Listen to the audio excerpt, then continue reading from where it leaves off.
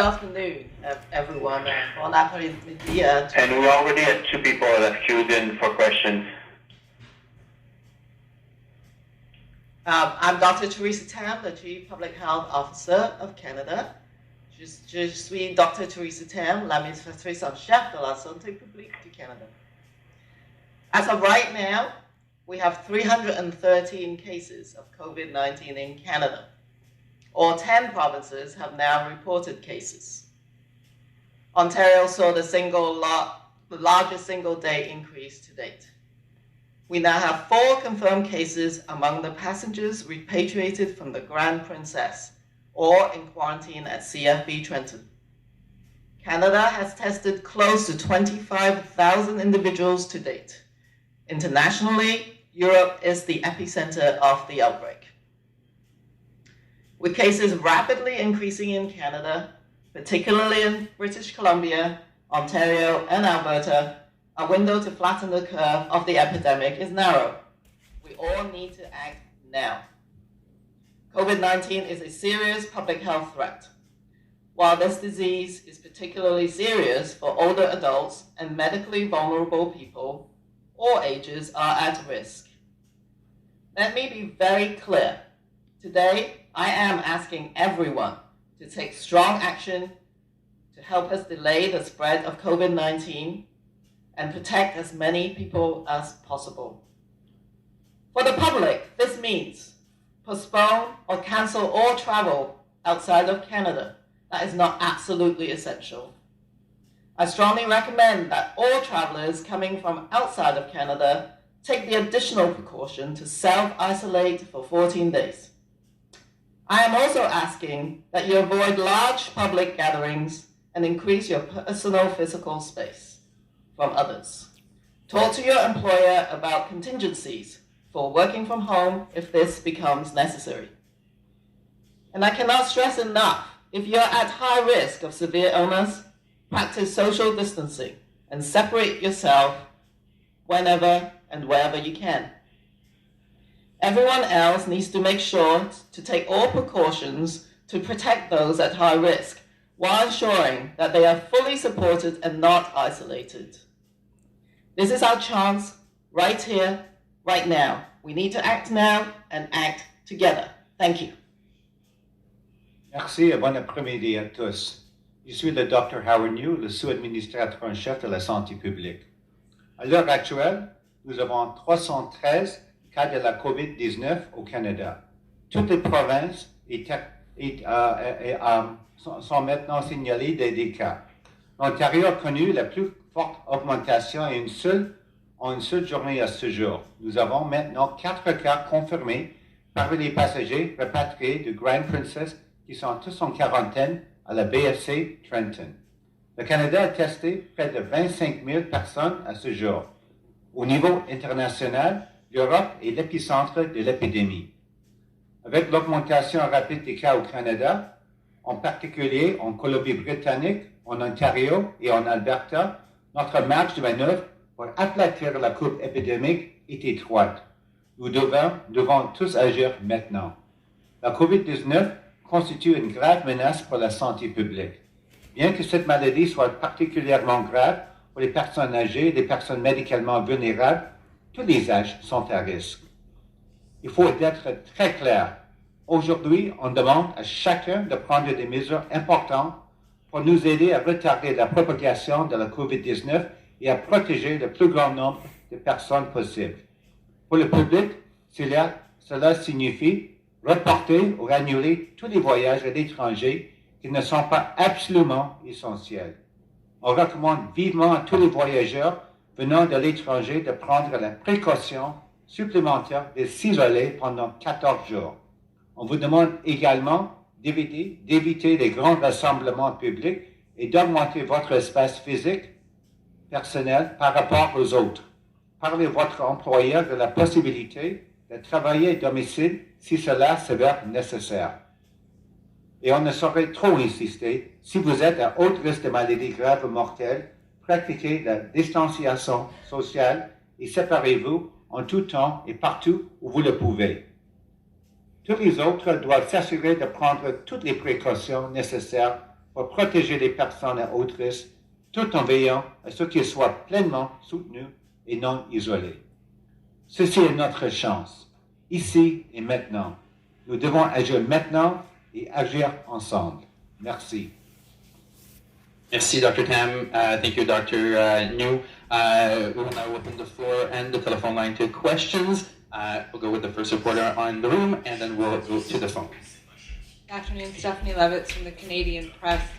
Quebec took the stand today to ban all large public gatherings, to shut down pretty much every public space, limit restaurants. Are you suggesting that other provinces follow suit? But that is, of course, up to different individuals. I have just met with all the chief medical officers of health, and I can just say that they're all considering these types of measures. And we discussed, for example, consider that all mass gatherings or all gatherings, 250 persons or over, should be postponed or cancelled. These are some of the really key things that they're all actually thinking through right now. Should the government close the border? So right now, we, as you probably have heard, that as of Friday, we ask that people don't go outside of Canada unless it's absolutely essential, and that when you come back, you self-isolate. We have to maintain essential movement of people and services as well. And I think that the key for every country in the world, it is a global response, that they need to essentially contain the outbreak within their own setting. But it is very important to maintain really essential services and goods and movement of people. The border, though, become mandatory, and should self-isolation become mandatory, given what we know about the sort of moving hotspot of this virus? As you actually said, that essentially almost the vast majority of the world has reported at least some cases of COVID-19. So our measures must be broad, which is why we are asking that all travelers who come back self-isolate. This is not essentially ordered. This is a voluntary self-isolation. It is impossible to be essentially keeping tabs on every single traveler that come in. This is a social phenomenon. This is a societal response, and everybody must take that responsibility. Public health is going to do what it can. It cannot be essentially maintaining that kind of linkage, if you like, surveillance and daily monitoring that we'll be intensively doing for different areas of hotspots. Is now everything. Every traveler should self-isolate. One more question in the room, and then we'll go on the phone. If you have any questions on the phone, please press *1. Une dernière question dans la salle, et puis nous irons au téléphone. Si vous avez des questions, appuyez sur *1.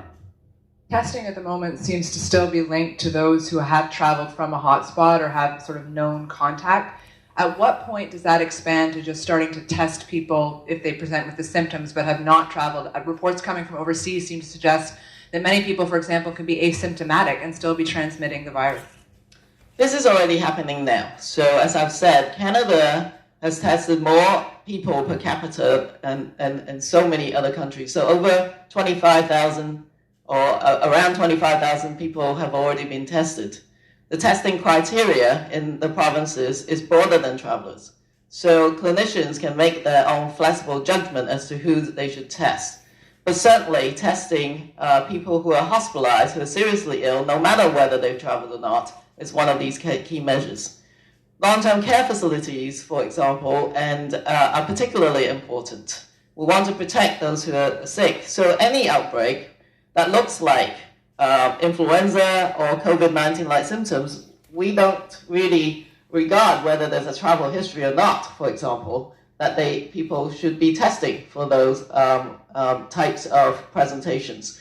So there must be a flexibility afforded to clinicians to be able to test anyone that they suspect may have COVID-19. But certainly specific jurisdictions do have their protocols, but the net has been casted wider than just travelers.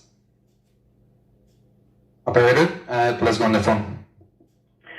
Thank you. Merci. Ladies and gentlemen, mesdames et messieurs, nous allons maintenant passer à la période de questions. We will now take questions from the telephone lines. If you have a question and you are using a speakerphone, please lift your handset before dialing your selection. Si vous avez une question et vous utilisez un téléphone main libre, s'il vous plaît, soulevez le combiné avant d'effectuer votre sélection. Si vous désirez poser une question, appuyez sur les touches étoile 1 de votre clavier téléphonique. If you have a question, please press star 1 on your telephone keypad, and you may cancel your question if you wish by dialing the pound sign. Vous pouvez annuler votre question si vous voulez en appuyant sur le dièse. S'il vous plaît, demandez seulement une question et une question suivante. Please restrict yourself to one question and one follow-up question. S'il vous plaît, appuyez sur l'étoile maintenant, sur l'étoile 1 maintenant pour poser une question. Please press star 1 at this time if you have a question. And the first question is from Marika Walsh. La première question vient de Marika Walsh at Globe and Mail. À vous la parole. Please go ahead. Hi, thank you. I'm wondering if you can explain clearly what information travelers arriving in Canada are getting. We're hearing constantly all weekend that they're not being told to self-isolate. So please tell us what they are being told specifically. So this is, as everybody can appreciate, a rapidly evolving situation. So we will be using many different channels to get the message out for returning travelers from outside of Canada to self-isolate. And we are rapidly updating all of these messaging, including at airports. Right now, you may not see that message as yet. Prior to this, we've been asking everybody to self-monitor. That message is changing now to self-isolate. And so we appreciate all journalists and reporters to get this message out for us as well. Thank you. The message, though, on Friday was to self-isolate if you were returning from Canada. So why was that not given at the borders? That is rapidly being implemented right now. That is absolutely true. Very important. Thank you. Merci. The question suivante vient de. The next question is from James Keller at Globe and Mail. À vous la parole. Please go ahead. What do you know about the number of ventilators currently in Canada across the country and our ability to scale that up if the need increases? So this type of planning is underway very much in real time in the various jurisdictions, and that is in the jurisdiction of the provinces and territories. But based on my connections with all the chief medical officers of health, I know that all of that planning is going on. What we are facilitating at the federal level is to provide surge capacity or to assist with purchasing of equipment should they be needed. So I do know that things like ventilators, personal protective equipment like masks and gloves and such, hand sanitizers, and laboratory type testing equipment or swabs, those are all part of the federally facilitated, coordinated purchasing mechanism.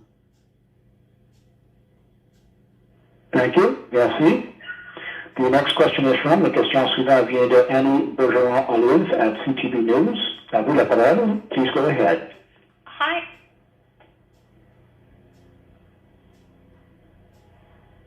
We're cutting out.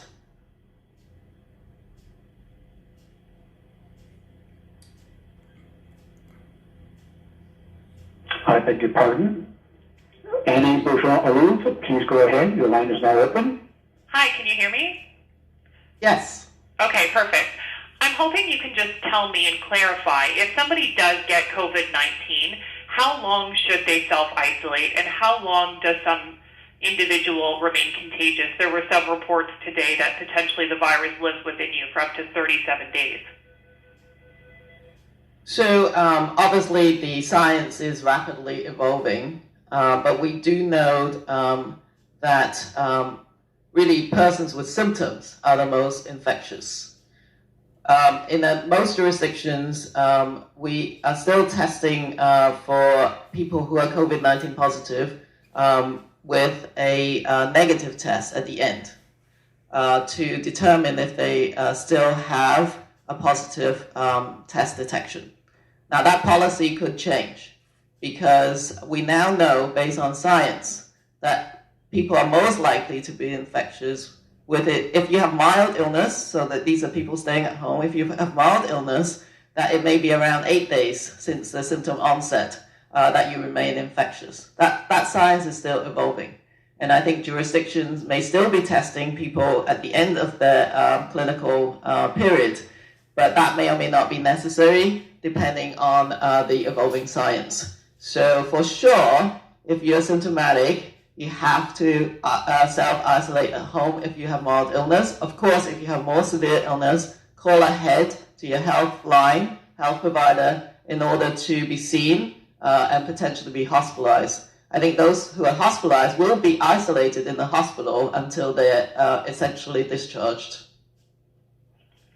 As a follow-up, the way I understand it is in Ontario, if you have recently traveled and have come down with symptoms, or if you have come in contact with somebody who has been confirmed with COVID-19, you cannot actually get tested. You're told not to come in and get tested and to stay home and isolate. In that case, for somebody who has not been allowed to get tested and is at home with symptoms that perhaps is not bad enough to be hospitalized, how long should they remain at home to be comfortable knowing that they will not transmit the COVID-19 to somebody else?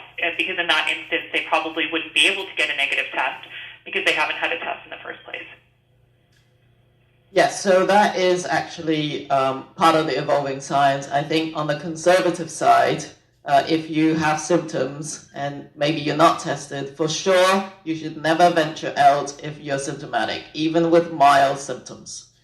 If you want to sort of be really cautious, again, maybe even thinking about 14 days, that is probably precautionary for someone who has mild symptoms, but that length of period will be evaluated as well.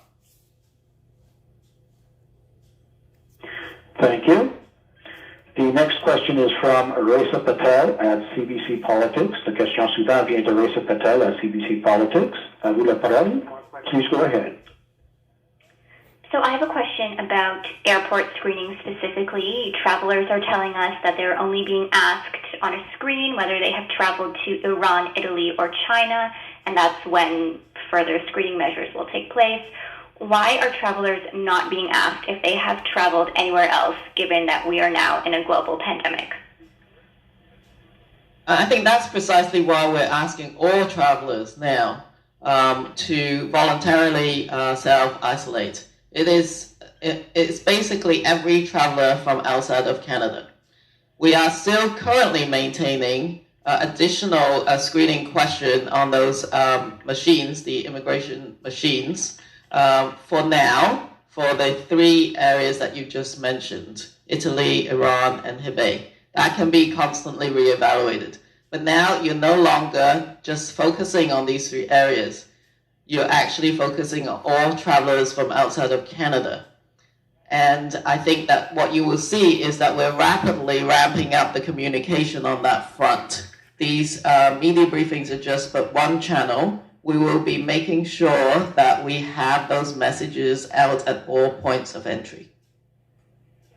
And at what point can travelers expect to see updated questions on those screens when they're coming into the country?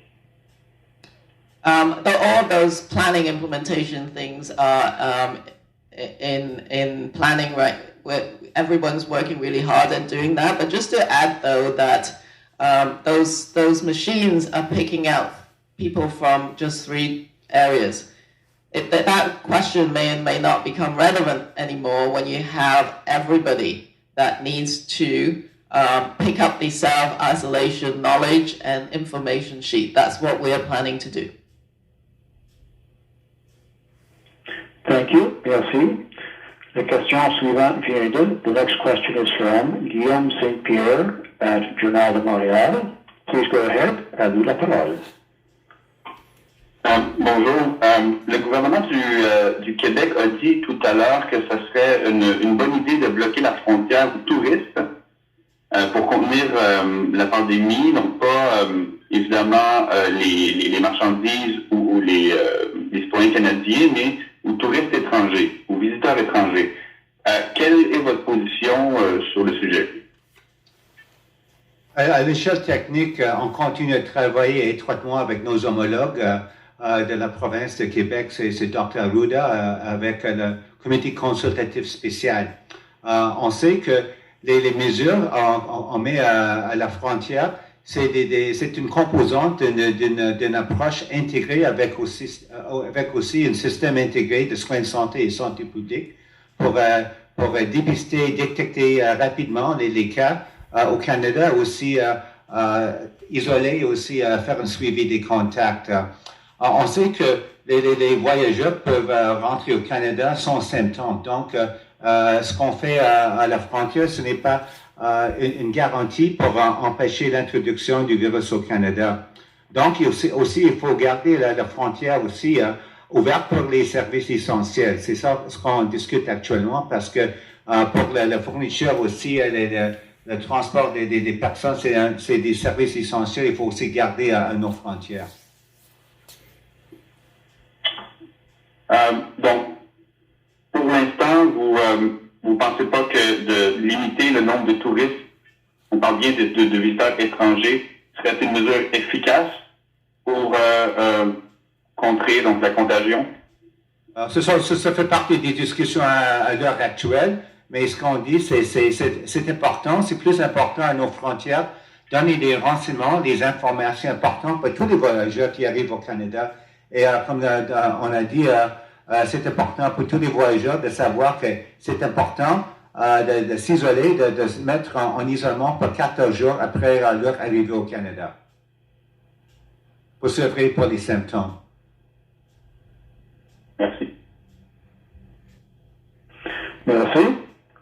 La question suivante vient de. The next question is from Brian Mullen at Global National News. À vous la parole. Please go ahead. Hello. Following up on what Premier Legault announced yesterday, is it time to declare a national public health emergency, and what would that allow the government to do? I think we, right at the outset of knowing about COVID-19, we have been, the whole of the country's public health system, and now many other departments, not just health, have been responding and preparing for this public health emergency or a pandemic, if you like, that WHO has declared. So we actually have been responding to it as such.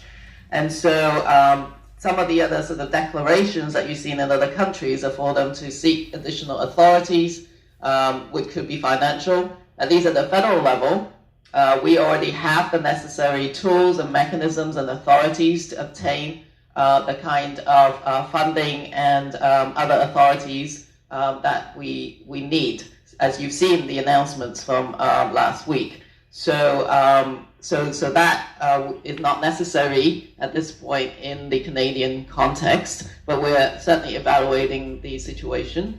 Right now, as we know it, most of our cases are still linked to travel and their close contacts, but that situation could change very quickly. And so we will be evaluating this on a hour by hour, day by day basis. Thank you. And from a health perspective, would reducing domestic and international air travel help contain the spread? Should airlines consider limiting flights within Canada and from outside Canada? So I think we are essentially messaging today to everybody in Canada, and that includes anybody who works in Canada as well as anybody who is living in Canada to practice social distancing. So some of these concepts can be applied to travel as well. So the idea of being able to sort of maintain social distancing, especially if you're in a high-risk group, I think should be thought of carefully, even in the domestic context. So avoiding crowded spaces, mass gatherings, as such, should be considered when you're looking at the traveling context as well. Thank you. Merci. There are no further questions registered at the moment. Nous n'avons pas de questions pour le moment. J'aimerais maintenant retourner la parole à M. Morissette. I would like to turn the meeting back over to you, sir. Thank you very much. One last question in the room. Une dernière question dans la salle. Respecting what you said about sort of increased signage going up at the border, and the need to keep essential people and goods moving, But why not close the border? I mean, knowing everything we know, why not say tourists can no longer come here and just shut it down? What's the science telling you about that? So the science, at the moment, if you look at the global epidemiology to date, and there's actually some studies to this effect, that countries that have enacted travel bans, for example, have not been able to keep out this particular virus. And you can probably see some of these countries as you look at what's happening in different places in the world. And so I think that we are driven by the scientific knowledge as of this point. But what is really, really important to make sure that the whole society, our health systems, are prepared to detect rapidly. We're still looking at contact tracing and be able to break all chains of transmission in Canada. The front end border is but one layer of protection, and it's never perfect. You can get people coming in different ways as well. And I think what the science is telling us and the publications on which countries have been impacted the most, some of them have actually been the ones with the most stringent travel and border measures. I wonder then if you could just reflect on the science and the data sort of coming up against public perception and politics, and how the two things seem to be butting heads right now, where people are hoarding toilet paper and stockpiling when yourself, the Prime Minister, is saying, you know, the supply chain is fine. How should Canadians really be managing all of this? They're panicked. They're very scared. So I think everyone can play their part. And so I think that I do want people to know that this is a serious illness. That's for sure. But that everybody can contribute to what we call flattening that epidemic curve. You do not want this disease transmitted rapidly. Whatever you can do to decelerate that transmission and to break those chains of transmission is really important. We can do something about this now.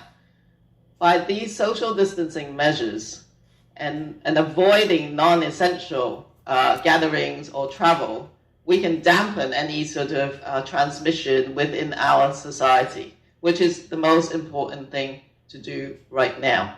And so while this is a serious illness, we want people to act. You can do something about it. And by acting, by increasing your knowledge, you're going to reduce that level of uncertainty and anxiety.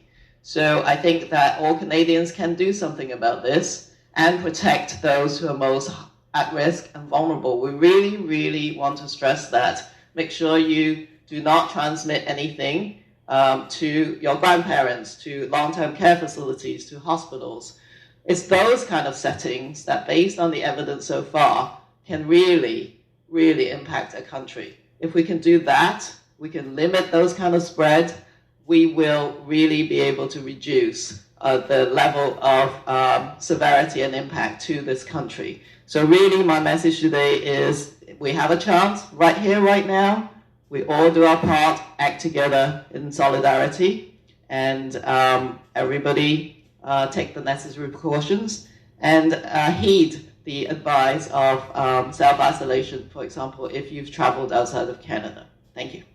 Thank you. That will be all for today's press briefing. Any additional questions can be directed to the Public Health Agency of Canada's Media Relations at 613-957-2983. La séance est maintenant terminée. On vous remercie de votre participation. Si vous avez d'autres questions, n'hésitez pas à communiquer avec le Bureau des relations avec les médias de l'Agence de la santé du public du Canada au 613-957-2983.